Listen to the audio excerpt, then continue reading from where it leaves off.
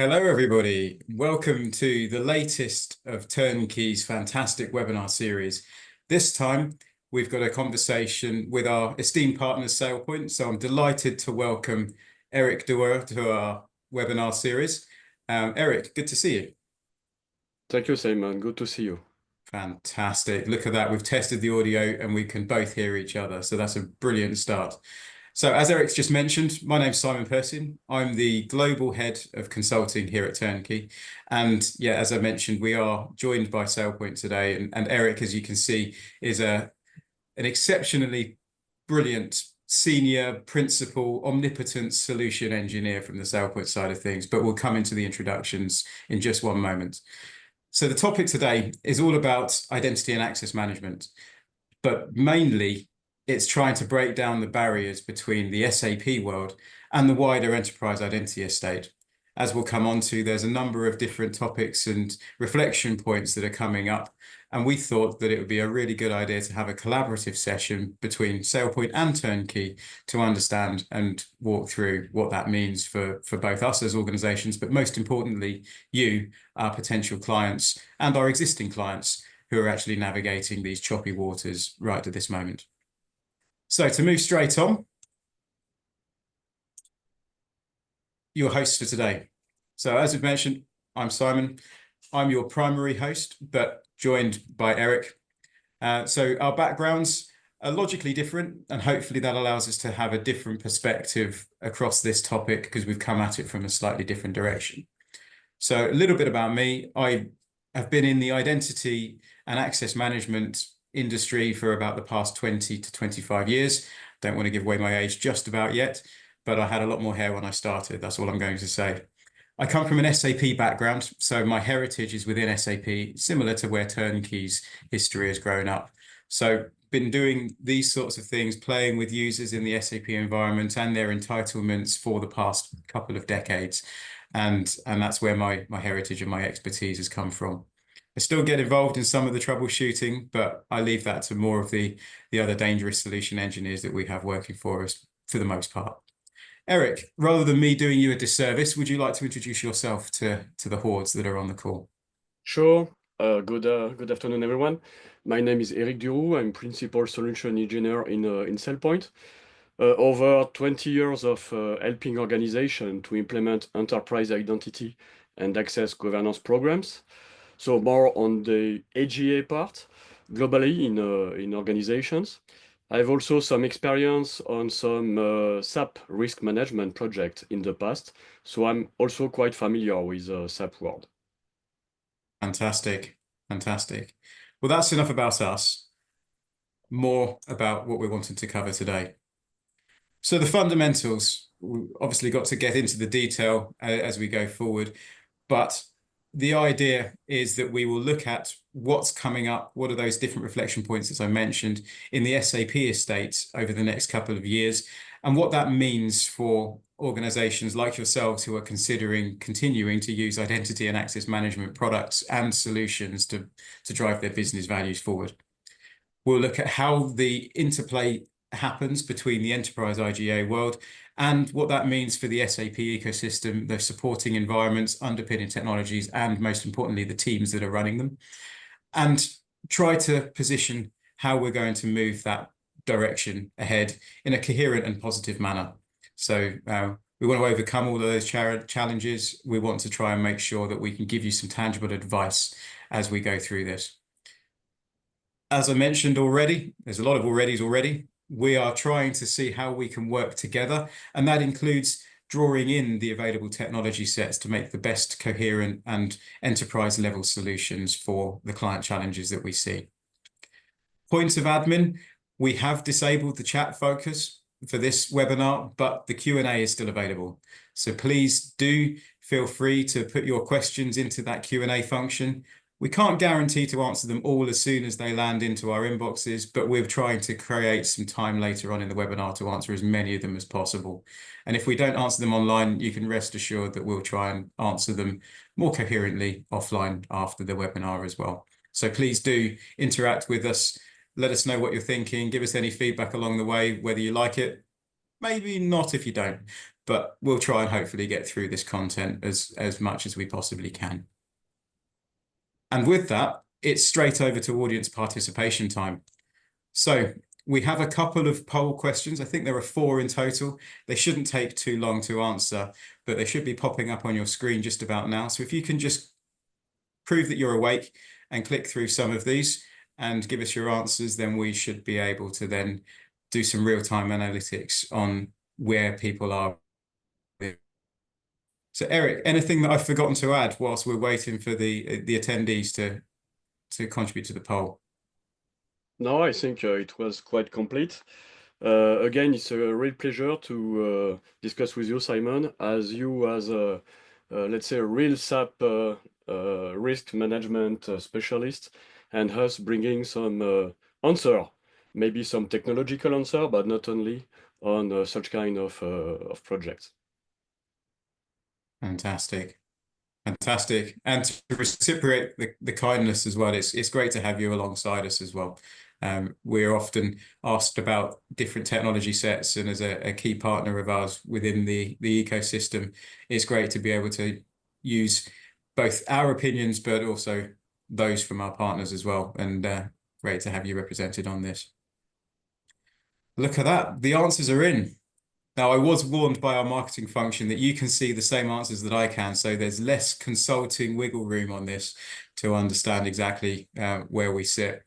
But what is quite interesting is that although there's a fairly even split between people who are using SAP or identity and or both, the key consistent feedback is in question number 2, that there is a lack of clarity around the identity and access governance solutions, particularly pertaining SAP.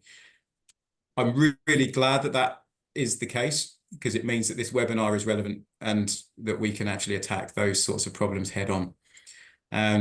How often do the SAP and identity teams meet and collaborate? Again, there's quite a strong answer there that hardly often. Well, hardly rather than often. So again, that points to some of the topics of conversation that we'll hopefully get onto later on. So, brilliant.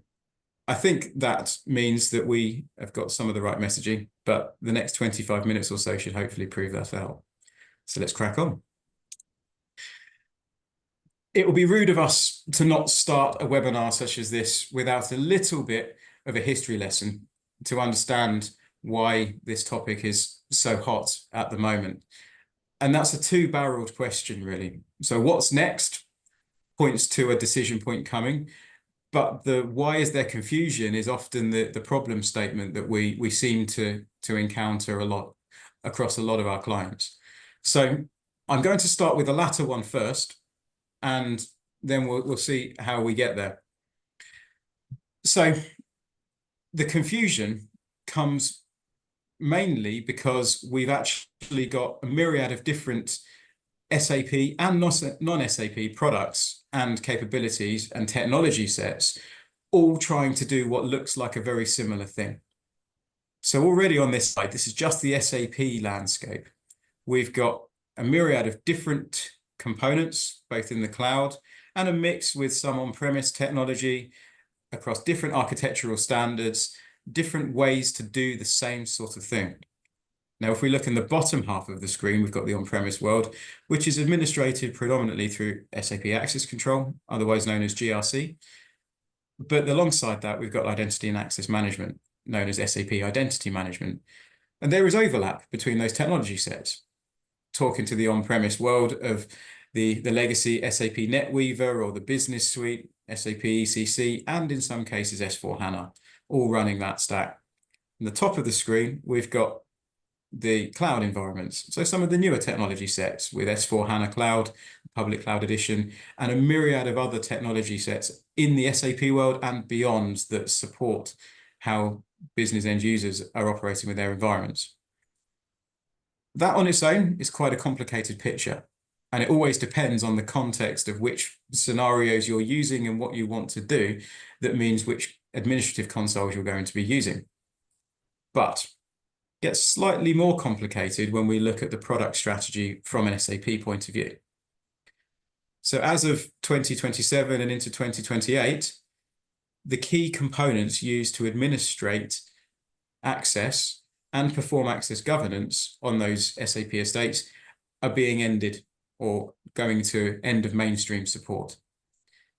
In parallel with that, there's been a recent announcement that says that the SAP GRC stack, which includes access control, will have a newer version called 2026.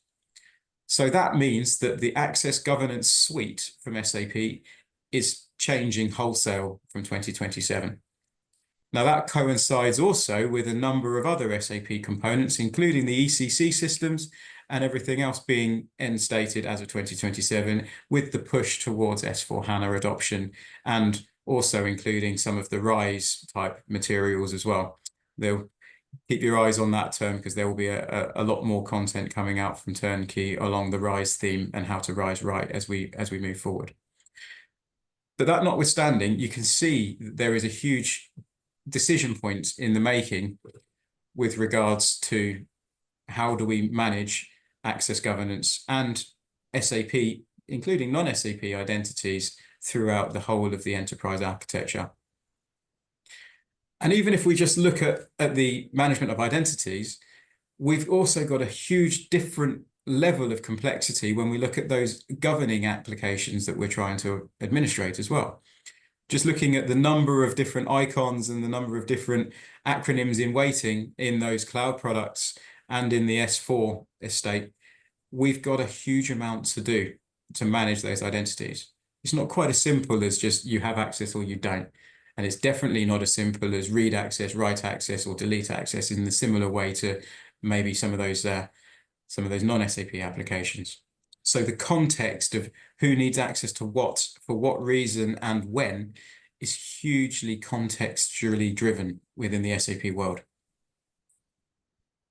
So given that context, given the scale of the problem and the technology estate that's changing beneath the surface from an SAP point of view, it's not really a surprise that SAP is treated as a bit of a black box for most enterprise identity providers. And I'm interested, Eric, in your opinion here. When you see SAP on a client's application estate, when you're talking about deploying something like SailPoint ISC, does that strike fear in your heart, or is it something that you run towards as a challenge?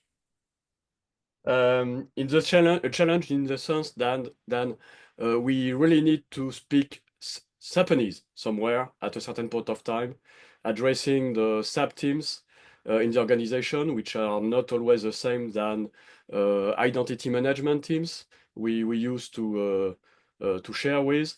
So there is a challenge in the sense that SAP is a specific silo in the organization that we have to convince, we have to discuss, and then yes, just the challenge is there, even if we have all the technology to answer the need at the end, but all the people have to speak each other and speak the same language, and SAP is a specific language somewhere. Yes, indeed. And the amount of times that we see enterprise identity programs look to de-scope or defer the SAP problem until they've got more applications on the platform is all too common.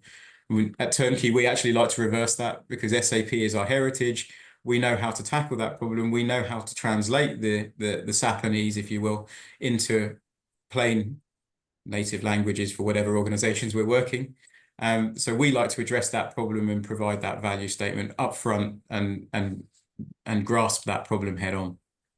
But good to see that we're on the same wavelength.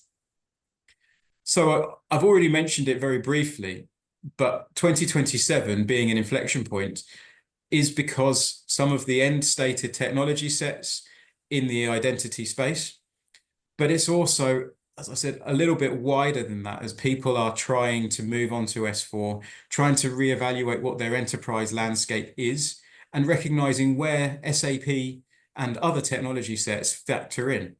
So it used to be about, well, maybe 5 to 10 years ago that the ECC system was your core and everything was contained within it. But as we've kind of moved into a more cloud and SaaS world, I don't know whether you would agree, Eric, but what we've seen is that people are piecing together solutions and taking best of breed, best in class for what that actually is great at, and not trying to have a single vendor to rule it all. So we see the things like Workday coming in, being combined with Fieldglass or Concur, being combined with non-SAP technologies, but we have to find that way of making it work. And we have to govern those identities across the whole. And that problem isn't going away. In fact, it's getting worse as people are trying to work out exactly how much SAP do they want to buy with the S4 stack, with the newer RISE models, and how does that play with their operational systems and their operational technology, as well as their core finance and corporate center processes. So what that looks like to me is that we still have to deal with multiple technology sets, but we need to take a far more open approach for how we interconnect with those. And we need to understand what each of those applications are for, and then interplay that with the definition of an enterprise job or an entitlement set per user across a myriad of different technology connections and underpinning technology sets, all whilst trying to make sure that the right level of governance and the right level of user admin processes are operating to demonstrate to our external stakeholders and internal parties that we're doing the right things for the right purposes with as much efficiency as possible. Anything to add to that, Eric? Oh, go ahead. Fantastic.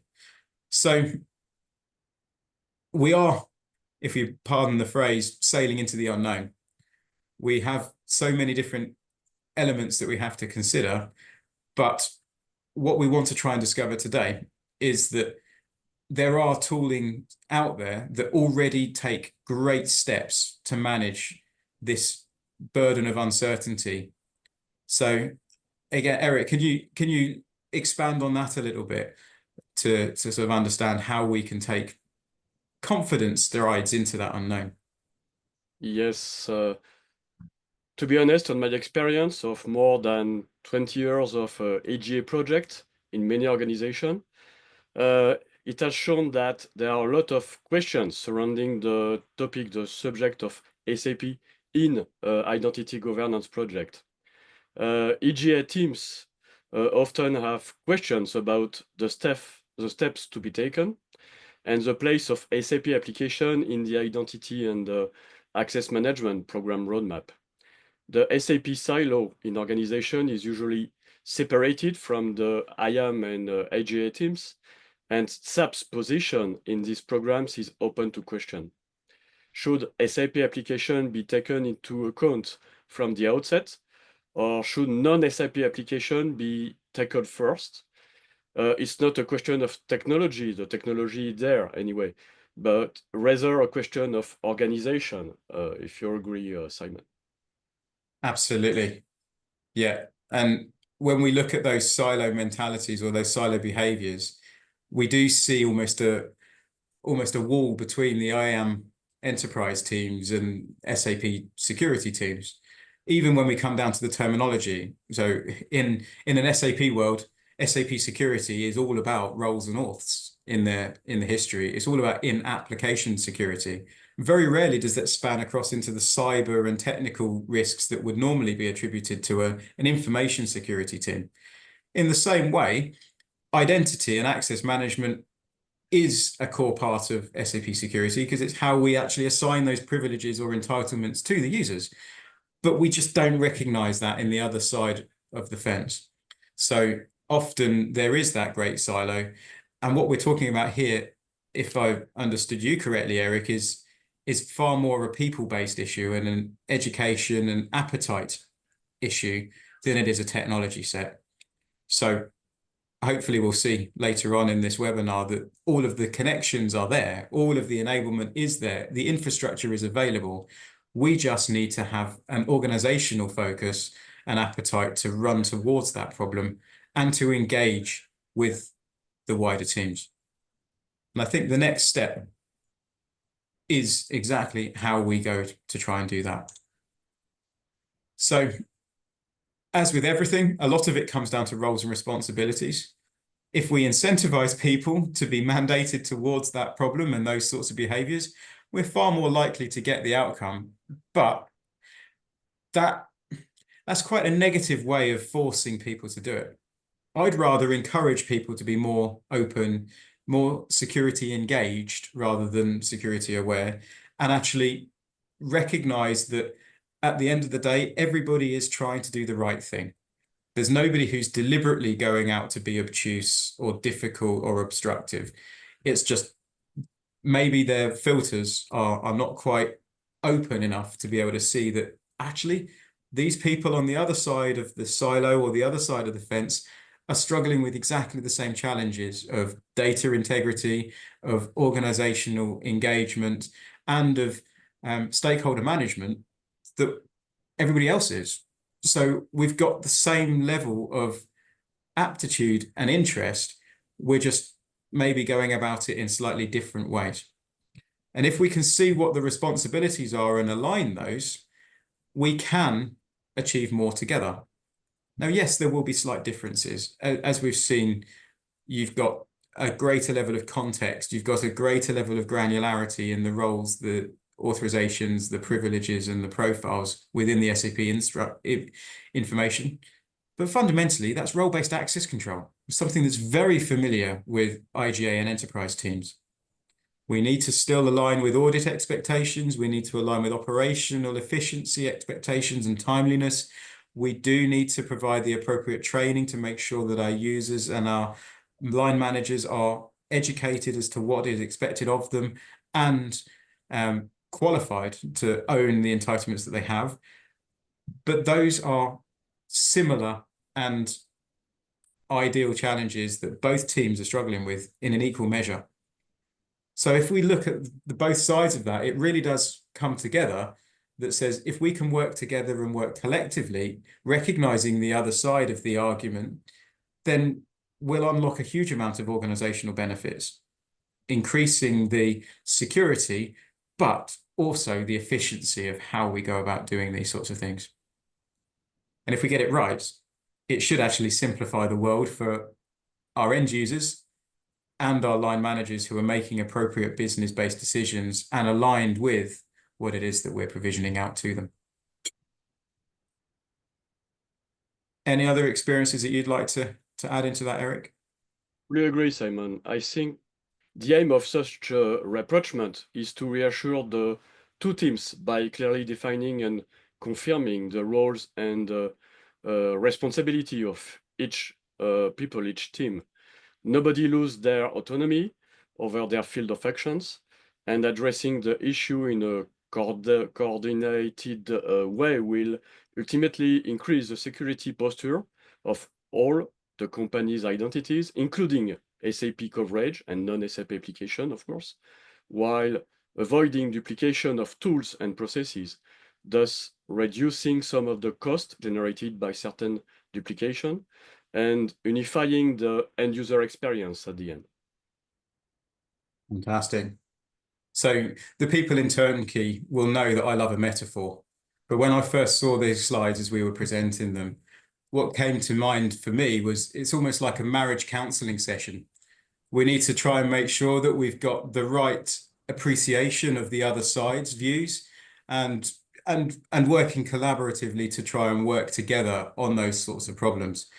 And to take and stretch that marriage analogy further, we can have a joint bank account for things that overlap and are similar, but we're still allowed our separate accounts for the fun stuff we want to do in our own areas as well. So we don't lose our autonomy, exactly as Eric said, but we're still allowed to work slightly differently where it fits the needs of the individuals.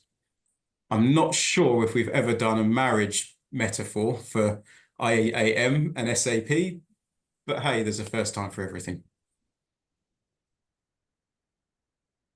So how do we go about doing this?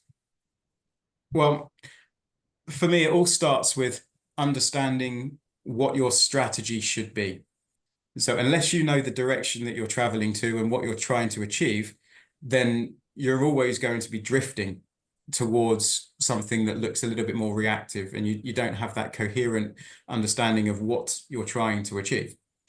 So if we can start with the end in mind, assess those different constraints, understand exactly what we're trying to do, we can create a roadmap that builds on the success of the previous step and charts a consistent direction through to achieving that goal. Now, we don't start with a big bang and say that there's one answer and one technical deployment that's going to rule them all. We have to build incrementally, and we have to take it step by step to grow that capability and to build the cohesion. If we try to do it too fast, then those bridges will be weak and we will collapse down under it.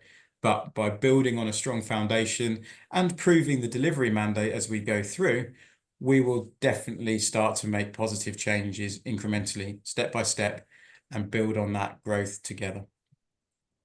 But we do have to understand how we're going to get to that end goal.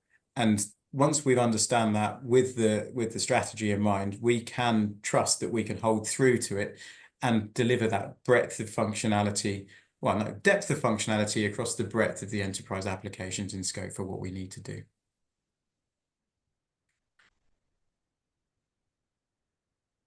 Many of the questions that we've had, though, start talking about, well, what are the hallmarks of a good IGA strategy?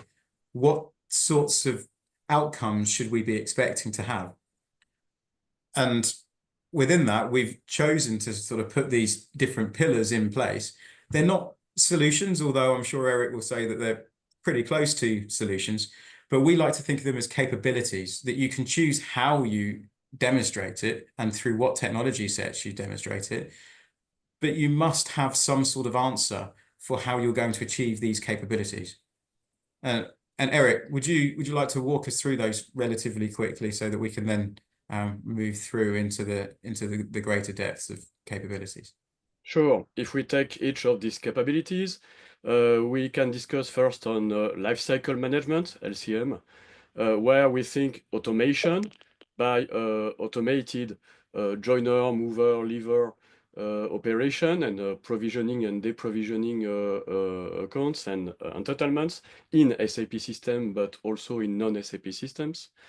We don't think only automation, but also cost reduction by automated this operation and removal of risks, because it's a way also to check the accumulation of access and to be sure that we stop the access for the terminated users.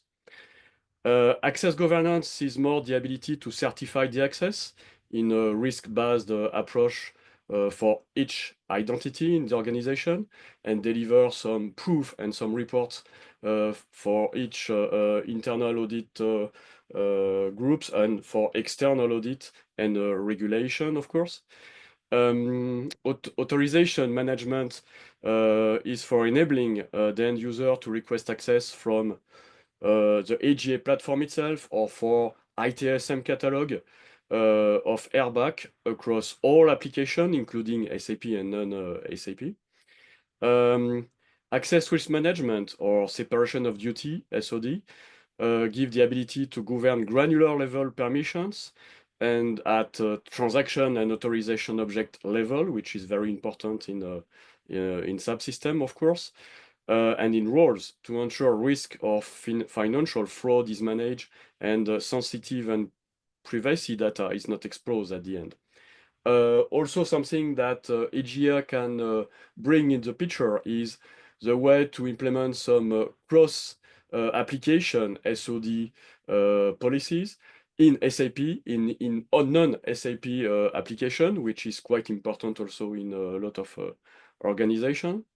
And at least privilege access management is a way to bring some firefighter or emergency access feature, which is also very important in organization, just to be sure that we are able to control very sensitive transaction and what is the behavior of end user when they are using their sensitive transactions by reporting the behavior, the modification of the document when they use this transaction during these firefighter sessions at the end.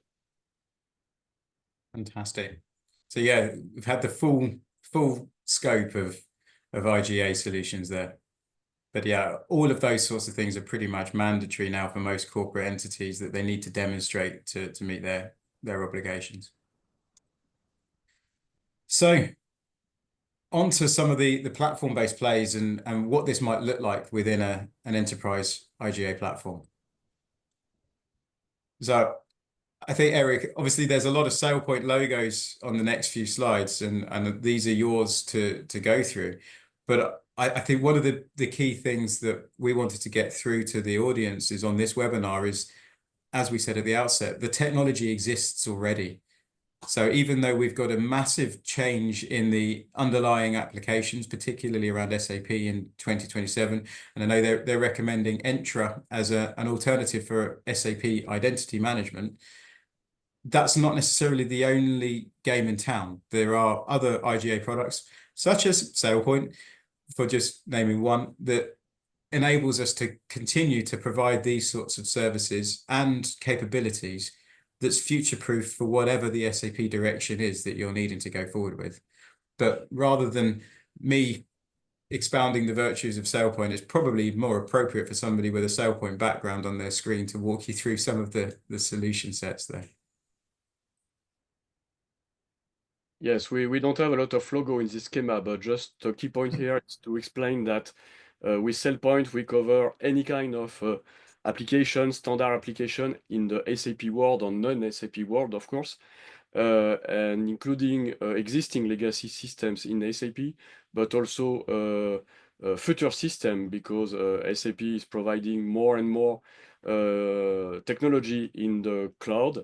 And we are a close partner with SAP, and we provide any kind of connectivity, integration with also the new world of SAP in the cloud. Fantastic. And all of these connections already exist in your world, don't they? Yeah, they do. Yeah. And I think the interesting thing from what we've seen as well is that it's not like you have to rip out and replace a lot of the technology that's there. You're quite happy, as I see, you've got the SAP GRC noted on here, that you're very able and willing to integrate with existing technology sets where they still have a purpose to play, rather than ripping out and replacing with wall-to-wall SailPoint.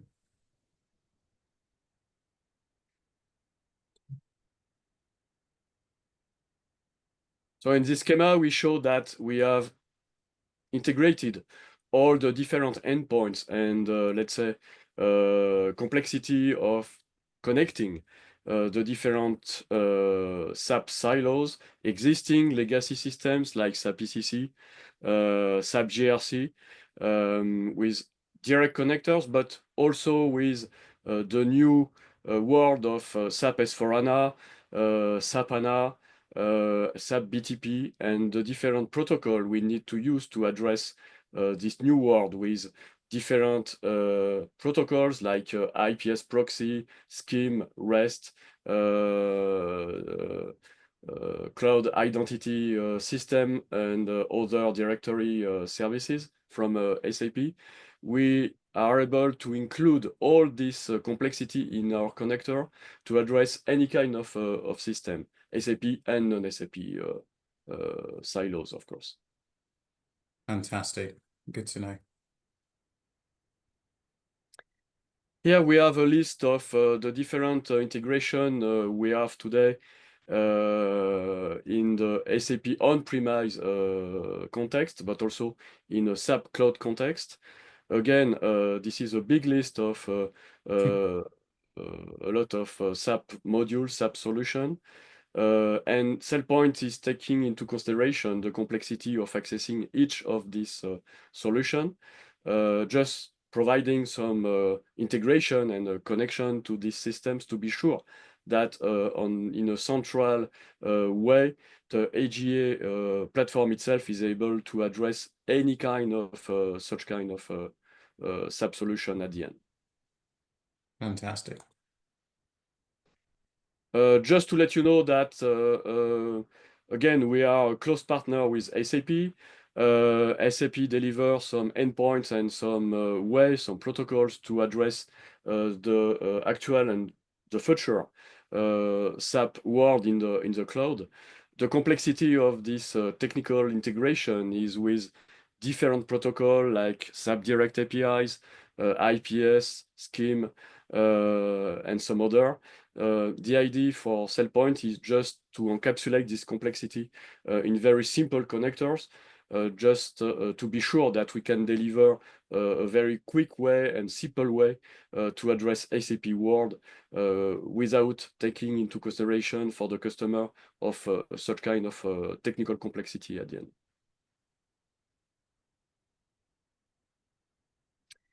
We can bring another add-on if needed. As Simon mentioned, we can integrate in a standard way with SAP GRC and with the future, let's say, evolution of SAP GRC on the cloud. But for customers who don't want or who didn't, for some reason, invest on SAP GRC, we still have this access risk management add-on in the platform itself, EGA platform, that brings some other capabilities, for example, to integrate some SOD matrix with SOD policies that provide some very fine-grained segregation of duty information based on transaction and authorization objects. But this add-on also provides some what-if analysis to be able to handle some modification in SAP just to simulate this modification to get the result of this simulation in terms of SOD discrepancy, for example. But much more important is the firefighter or emergency access capabilities, where we are able to define some emergency access profiles. And after different step of approval, give the access to very sensitive transaction to SAP end users and record all operation from these users accessing this transaction during the firefighter session, and just provide at the end the report with all the details of all transaction and modified documents during this emergency access session. Good to know. Good to know. So we do have a brief online demo prepared. I think, Eric, we're going to only be able to have about 10 minutes or so for the demo, but if we can maybe speed through this, then we can potentially get all of this done. So over to you, I believe. Let me just grant you the control. You should be able to scoot through the demo now. Yes, thank you, Simon. So here you can see that we access the AGA platform, the SailPoint AGA platform. And the AGA platform will have a complete view of identities in terms of people. It can be internal, it can be external, because we are connected with different kind of HR authoritative sources. We will be able to have a clear view of the organizational situation of each identity, coming from SAP HR, but coming from any kind of HR system at the end. We aggregate all this information in our own repository, and we will provide a clear view of accounts and entitlements for each person in the different systems, including SAP, of course. So it could be SAP ERP, it could be SAP HR, it could be SAP GRC. And for each of them, we can have the detail of the accounts and get the information at the account level, but also here, this is HR information. But if we go into detail of the SAP GRC component, for example, we have the detail of the account, but also the roles which are assigned to the user, with all the definition and all the information of the role at the end. If we are directly connected to SAP ECC, for example, or SAP ERP, we have also the complete information of the accounts, but also the information of the assigned roles, which can be composite roles, simple roles, and all the information inside. If we take, for example, this composite role, we have the description, we have the child entitlement of these composite roles, and the child will be probably in this case some simple roles. And if we click on that, we have the complete detail of transaction and authorization objects and profiles which are attached to this simple role. So we really integrate the complete model of the access request, of the access model of SAP in our organization. Of course, we can do that also for SAP S/4HANA or any kind of other SAP applications. And we encapsulate this information in what we call access profiles and roles. Access profiles are kind of package of SAP roles, for example, but not only SAP roles, it can be any kind of entitlements in any kind of applications. And this group of entitlements can be assigned to the people in an automated way or by requesting additional rights. We can encapsulate these access profiles in roles, business roles, business orientation of the roles. And these roles will have group of access profiles, and we will manage the access by grouping all these access profiles, including SAP and non-SAP entitlements in it. And we will be able to define assignment logic. That means that automatically assign some roles to people regarding their context, can be on identity attributes, account attributes, any kind of information attached to the identity can be used in these rules.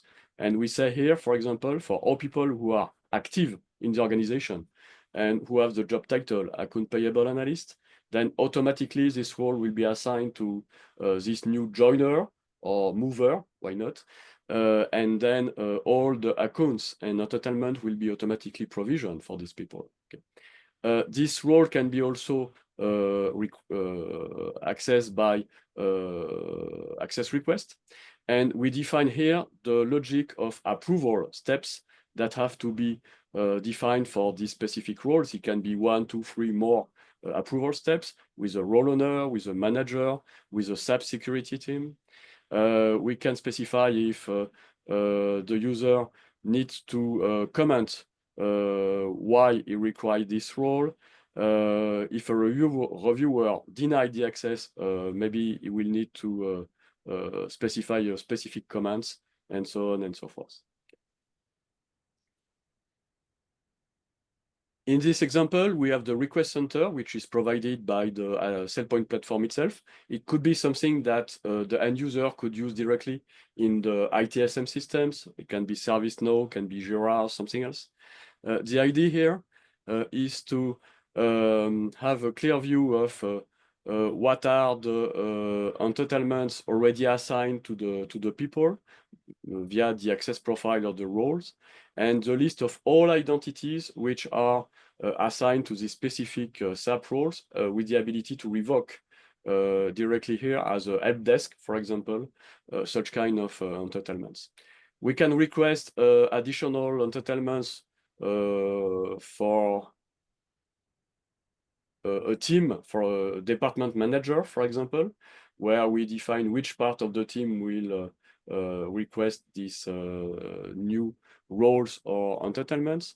And when we select one or multiple roles, one or multiple access profiles, the idea is to give a very business-oriented information regarding these roles, to select probably an expiration date or no expiration date, it's not mandatory.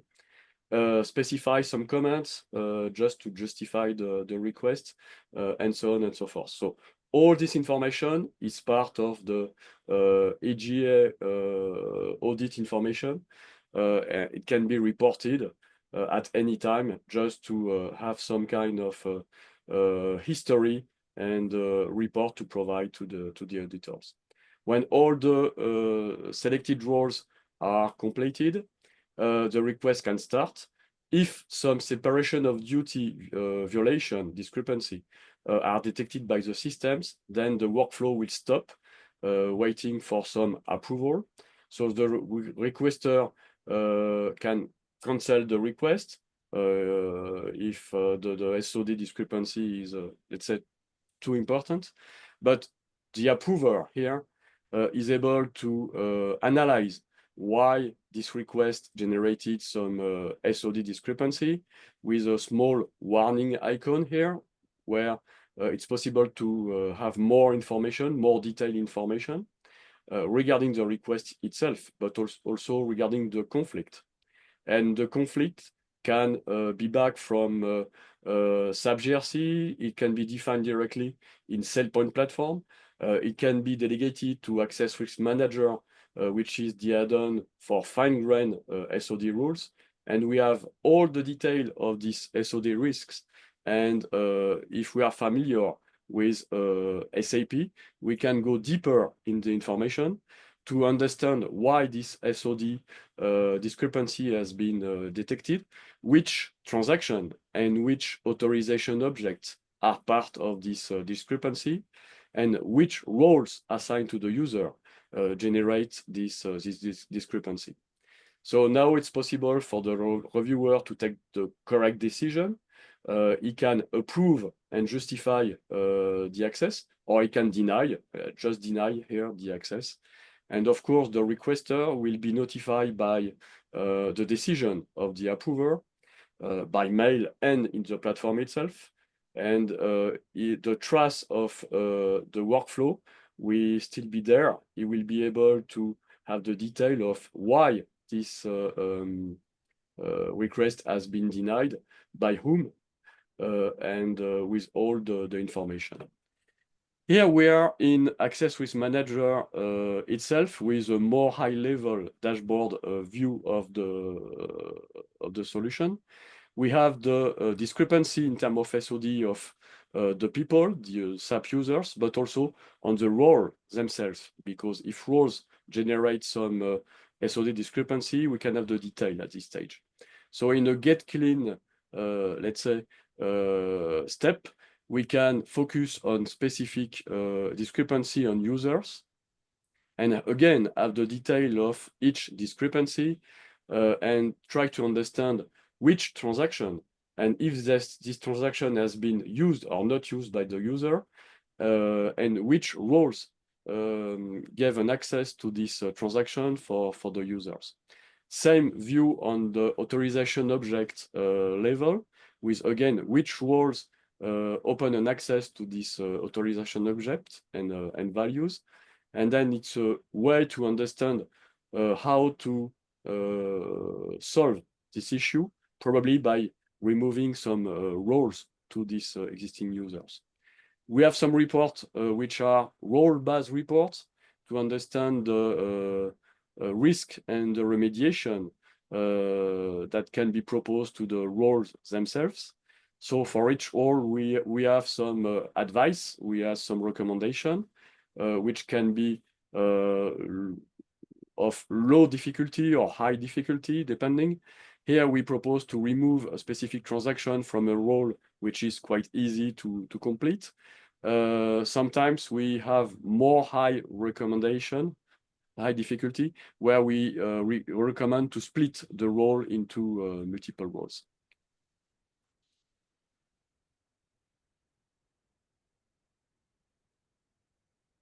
User remediation, this is the same. We have also some recommendation just to propose some roles, for example, to deprovision from people just to remediate some existing SOD discrepancy. So as you see, we provide some solution not only on when we request some entitlement in SAP for detective SOD, but in this specific area, we also provide all the report for detective SOD. Simulation is also a part of the platform just to simulate, for example, at the role level or user level, some modification without completing this modification directly in the SAP systems, and generate with this kind of simulation some reports that will list all the SOD impact of such kind of simulation. Here we add some roles to a specific users, and we want to check if before doing that, this kind of operation will generate some additional risks. Finally, we here have some firefighter emergency access profile that can be defined directly in the solution. And each profile, we provide some roles which will be assigned to the requester for a limited period of time, can be 1 hour, can be 10 minutes, can be 7 days, with an approval or multiple approval steps before assigning this emergency access role to the user. And all the operation that will be completed by the user with this emergency access will be recorded by the system, and all the modification in each transaction during this emergency access session will be part of a report that will be given to the auditors, internal audit or external audit, just to double check that all the operation did not generate some toxical or fraud or just some mistakes somewhere, some risky operation at the end. I have some other reports to show, but maybe I just completed my 10 minutes. So Simon, we can stop here, or if I still have sometimes, let me know. Well, we have had a few questions that come in. So yeah, I think we've been able to show the key core functionality of the platform, and I think we've managed to cover a lot of those different pillars. But of course, if anybody does want to see something more in depth, then please do reach out. We can always facilitate a far more in-depth look and feel of the tooling and what the values are that it brings. But just to answer some of the questions more directly with regards to the the questions on the webinar itself, just looking through in no particular order, is this identity now a competitor for SAP's GRC identity provisioning mechanism? Eric, give your one-word answer and I'll then follow up with mine.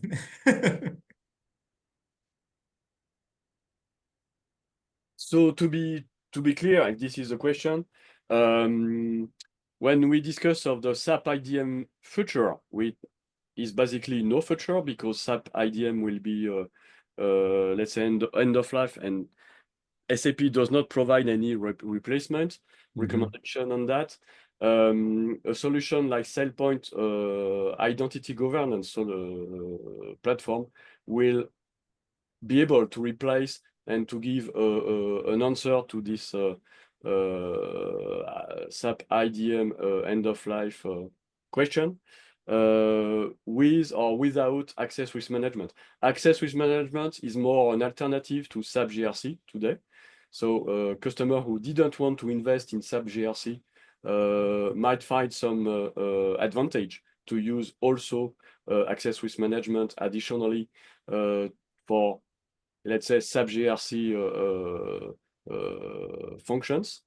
But we are still able to integrate with SAP GRC and the future on SAP GRC, just to delegate SOD check and sometimes to delegate some part of provisioning also to SAP GRC and to some other component which will replace SAP GRC in the future.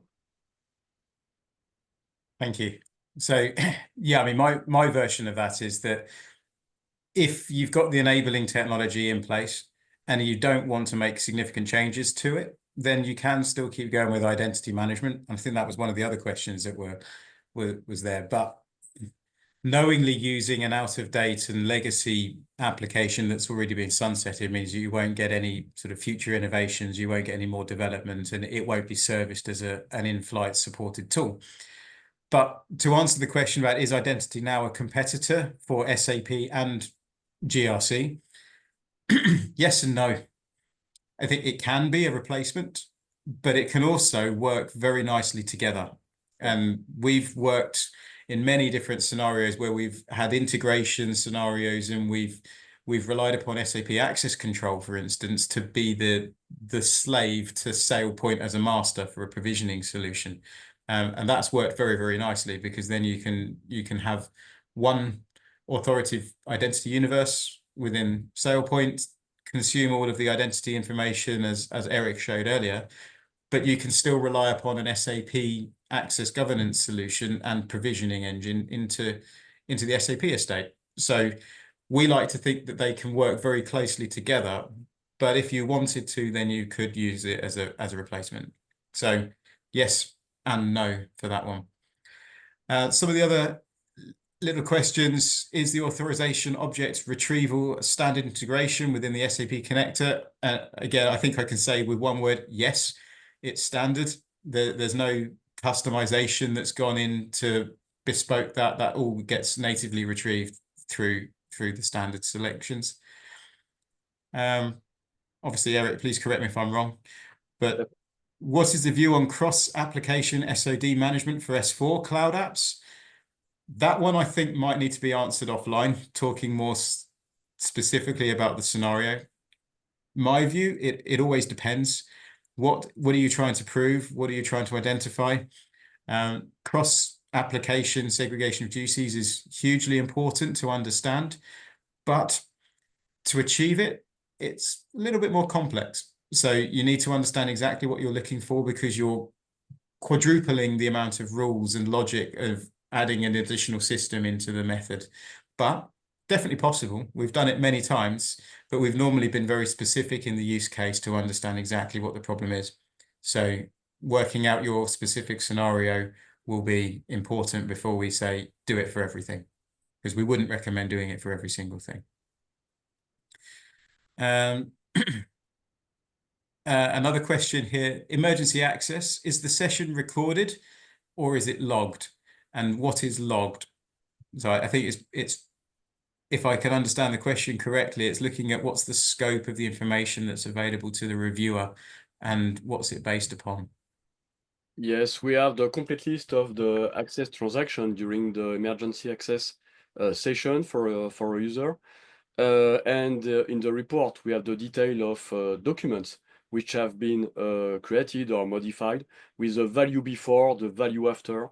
So if someone modify, I don't know, a banking information somewhere, we can report the detail of the value, the original value, and what the value has been replaced directly in the report also. So really fine-grained details of user behavior.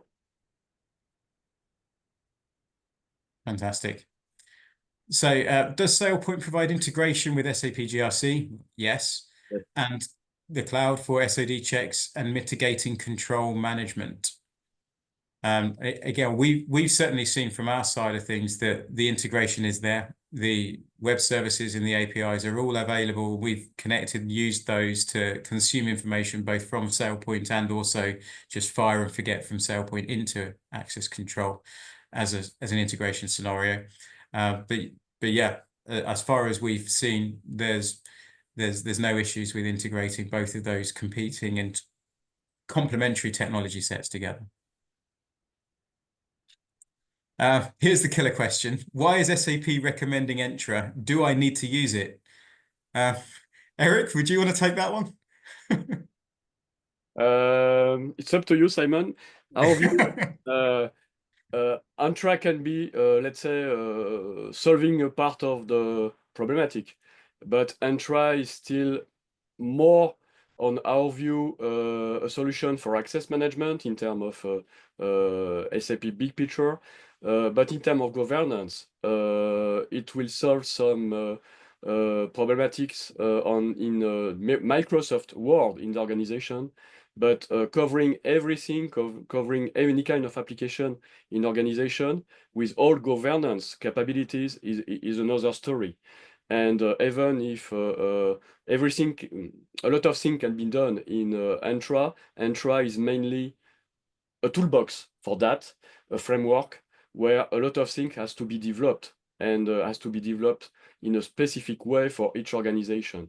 It's not the case with, let's say, an out-of-the-box governance solution like SailPoint or some other one, which is already built for such kind of operation and covering all application, all systems in the organization without any additional development.